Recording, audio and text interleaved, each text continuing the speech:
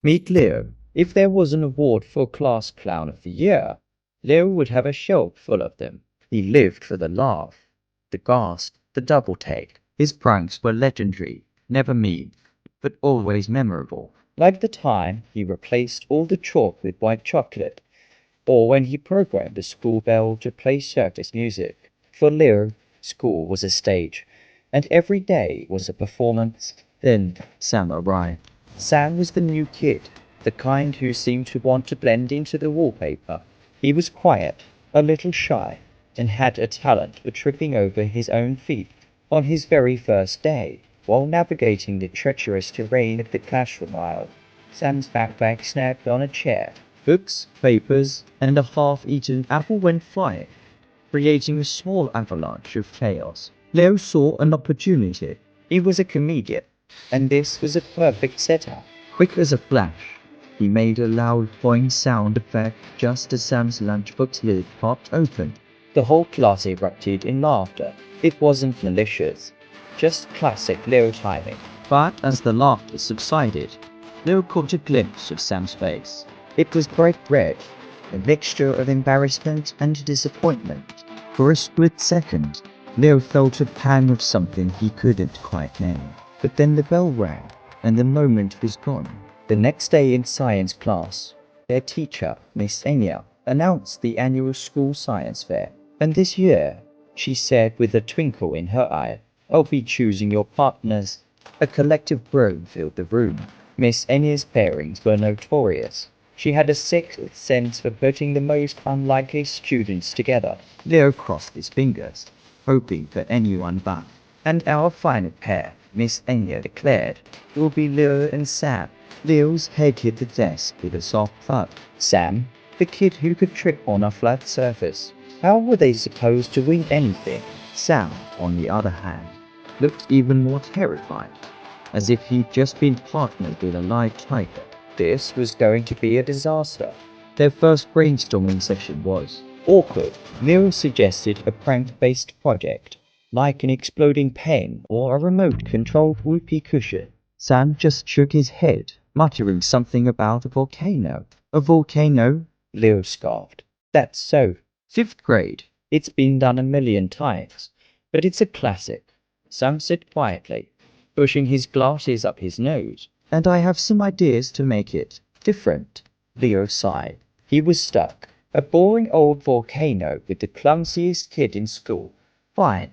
He'd just have to find a way to make it more interesting. Work began in Leo's garage. Their project was a giant PFNCH mountain that looked more like a lumpy brown blob. Leo, ever the prankster, couldn't resist adding his own touches. He secretly swapped out the standard red food coloring for a super concentrated neon pink dye.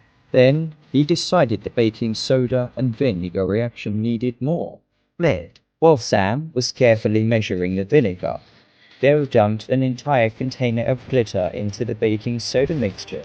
"For scientific sparkle," he explained with a grin. The mishap started almost immediately. Sam, trying to pour the vinegar, tripped over a stray paint can, sending a wave of sour-smelling liquid right onto Leo's sneakers. Later, while they were painting the volcano, Leo decided to demonstrate a ninja move he'd seen in a movie, accidentally knocking the entire can of brown paint over Sam's head. Sam stood there, tripping and silent, looking like a chocolate statue. For a moment, Leo braced for tears or anger.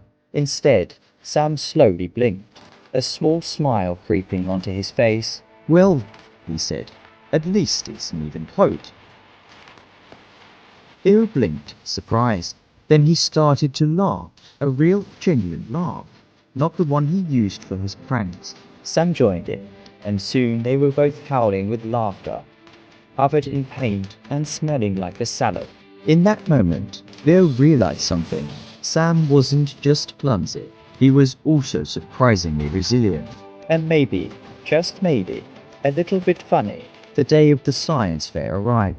Their volcano, now painted a streaky brown and ominously shimmering with hidden glitter, sat on their table. It was surrounded by much more sophisticated projects: a working robot arm, a solar-powered car, a DNA model made of jelly beans. Leo felt a familiar PI show jitter, but this time it was different. He wasn't just looking for a laugh. He actually wanted their project to work. He wanted to win with Sam. "Okay," Leo whispered. "Are you ready?" Sam nodded, clutching the vinegar jug like it was a royal scepter. The judges, a panel of stern-looking teachers, approached their table. "And what do we have here?" asked the principal, Mr. Harrison, peering at their lumpy creation. "It's a volcano, sir," Sam explained, his voice shaking slightly. "We're demonstrating a chemical reaction." "All right, son. Let's see it," Mr. Harrison said, tapping his pen impatiently. Sam took a deep breath and poured the vinegar into the mouth of the volcano. For a second, nothing happened. Leo's heart sank. A dud. The ultimate failure. The other students started to snicker. But then, a low gurgle echoed from within the clear MCH mountain. A single large pink bubble slowly rose to the surface and popped, showering the principal's pristine white shirt in a fine mist of neon pink. Mr. Harrison stared down at his shirt, utterly bewildered. And then it began. It wasn't an eruption. It was an explosion of pure joy. A geyser of thick, pink, glitter-filled foam shot 3 feet into the air, raining down a sparkling cascade on everyone and everything nearby. It didn't look like lava at all. It looked like a cotton candy machine had gone rogue. The entire gymnasium fell silent for a beat, and then erupted in the biggest, loudest laugh Leo had ever heard. Students were pointing. Teachers were trying and failing to hide their smiles, and even the stern-faced judges were chuckling. The foam kept coming, piling up around the table in a fluffy, shimmering pink mountain. Mr. Harrison, after a moment of stunned silence, looked at his shirt, then at the volcano, and then at Leo and Sam, and started laughing too. It was chaotic, messy, and absolutely brilliant. It was a disaster piece. When the awards were announced, everyone was buzzing. Leo and Sam didn't win first, second, or even third place. Instead, the principal took the stage, still sporting a few pink, glittery spots on his tie. "And this year," he announced, holding up a brand new, shiny trophy, "we have a special award for the most creative and unforgettable experiment. This goes to the 2 boys who taught us that science can be surprising, a little messy, and a whole lot of fun. Congratulations, Leo and Sam." The crowd went wild. As they walked up to accept their trophy, Leo turned to Sam.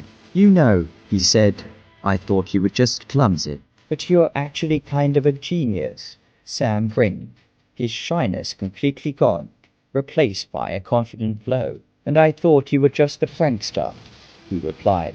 "But you're a pretty good scientist when you're not trying to dye my hair brown." Leo laughed. "I'm sorry about that first day," he said, and he meant it. "That prank wasn't very cool." "It's okay," Sam said, holding the trophy.